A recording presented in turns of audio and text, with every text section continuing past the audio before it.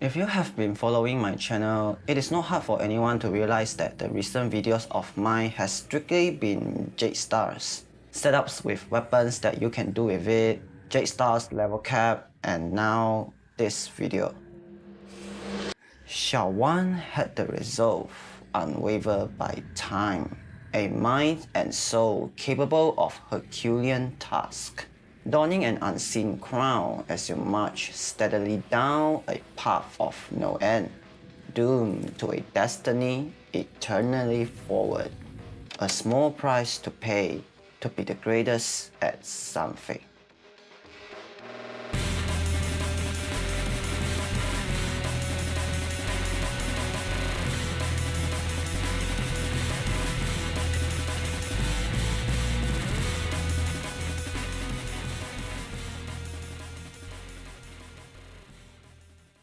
If you have been keeping up with Warframe, it is no surprise that Jade Stars as an ability is really awful on release. The cause of Jade Stars starting to pick up some attention is for three precise reasons. 1. A noticeable buff to Jade Stars fire rate and status chance. 2. Massive bug fix to make status chance scale properly. And 3. Allowing abilities to trigger Jade Stars. The latter is the main reason why Jade Stars finally pick up some heat, although I will be brutally honest with you, it is not that good.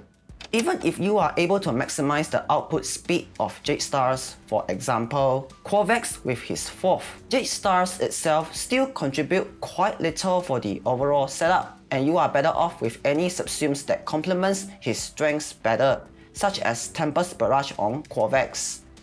If you want to make Jade Stars look incredible, it demands two things from a frame. The chosen frame must able to buff Jade Stars damage, not by status procs, but its actual damage output. This is because status proc can cover only a handful of people, especially when you consider the second requirement. The frame needs to have an ability that deals any form of damage and can cover the tiles 50 meters around them, the maximum sticking range of Jade Stars, and must have no line of sight requirement on said ability. I know, seems easy to achieve, right? But it is actually a very tough ask. Some have the ability to buff Jade Stars damage output, but was unable to provide a massive coverage that makes Jade Stars competitive. Or you have great coverage but simply cannot satisfy the first requirement effectively without compromises, or simply not enough to be good.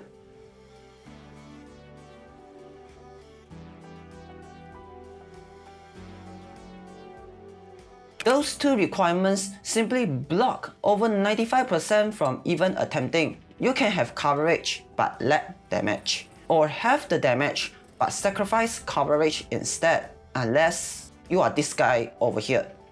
Rhino can easily satisfy the first requirement by having a complete version of Raw innately, allowing Jade Stars to have incredible damage before considering widespread via procs from Panzer. The second requirement is also satisfied without even trying. Both Piercing Roar and Rhino Stomp are 25 meter in base range, which is really incredible. But wouldn't abilities with such insane base range be limited by line of sight? You know, what if I tell you that they are the only abilities that has 25 meters in base range that is also forbid of any line of sight requirement? The stars basically align on Rhino. You have incredible damage increase via Roar, and the coverage problem to make Jade Stars shine is solved by both Piercing Roar and Rhino Stomp. But here is a problem. Why must both Piercing Roar and Rhino Stomp be mentioned? If they are both the same, why don't you just use Piercing Roar instead? It costs 75 energy instead of 100 and did basically the same thing. Can be reapplied over and over again with the cost of a mod slot. Typically, you did be right, but unfortunately, it is not that easy. The relationship between Piercing Roar and Rhino Stomp is not as easy as one may seem. They don't replace each other like any would assume, but they actually cover each other's problem when it comes to this specific setup. Let me explain. If you pay attention to the icons on the top right of my screen, I am sure that you can tell that Raw keeps getting quote-unquote cancelled every time you cast this ability. Normally, this isn't a problem, but when you do this very frequently, you are actually losing half the benefit of Raw, leaving you with much weaker damage than usual, although that doesn't mean Rhino Stomp is completely fine either. While Rhino Stomp doesn't have such problem, what is actually holding it back is its inability to be reapplied again, as shown. But going a low duration build isn't the solution either. Both Jade Stars and Raw becomes incredibly obnoxious to upkeep, leaving you dealing less damage overall and just not an enjoyable experience. But all of this can be solved the moment you combine both Piercing Roar and Rhino Stomp. If you cast Rhino Stomp first, then cast Piercing Roar, this cancels out Rhino Stomp's tumbling effect due to it being knocked down, which is the effect that makes it unable to reapply. By alternating between Rhino Stomp and then Piercing Roar, not only you can bypass the duration limit of Rhino Stomp, making duration a stat you can keep healthy enough to make Jade Stars last decently long, you also trigger Jade Stars in a speed much faster than normal as you have 2 sources of damage instead of 1, while bypassing Piercing Roar's weakness by offloading your main damage to Rhino Stomp.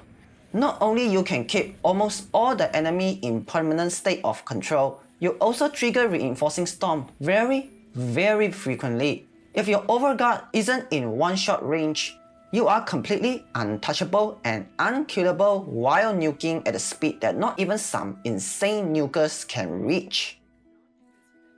Anyways, the build of Rhino is as follows. Just make sure to have both Piercing Roar and Reinforcing Stomp equipped and opt for as many energy economy as you possibly could, preferably on Archon Shards, as shown. Focus School is also important today, as Madurai allows the constant casting to be way faster with its 50% casting speed increase, on top of 40% bonus ability strength. And yeah, that's all for today's video. If you enjoyed, I'm not done yet. If you want to see Rhino in a full dedicated squad setup, this is it. When everything is specifically catered towards the success of the build, it will just melt everything on site. Thank you for Moog for allowing this to happen and anyone who volunteers to help. Make sure to check out his stream or subscribe to his YouTube channel or something, but anyways, if you can assemble yourself a dedicated squad, a Nidus, Nova and Whips / Banshee with Jade Stars will be incredible, allowing you to speedrun a mission such as Defense that no ability nukers will ever come close to. If you want, this is the build specifically for it, same shard setups, but the only difference is with the range. 190 is enough to put Piercing Roar and Rhino Stomp just below the 50-meter seeking range of Jade Stars, with my energy economy source from a teammate instead. And that is really all for today. Like the video, subscribe, comment, whatever you feel like it. I will see you all next time. Goodbye.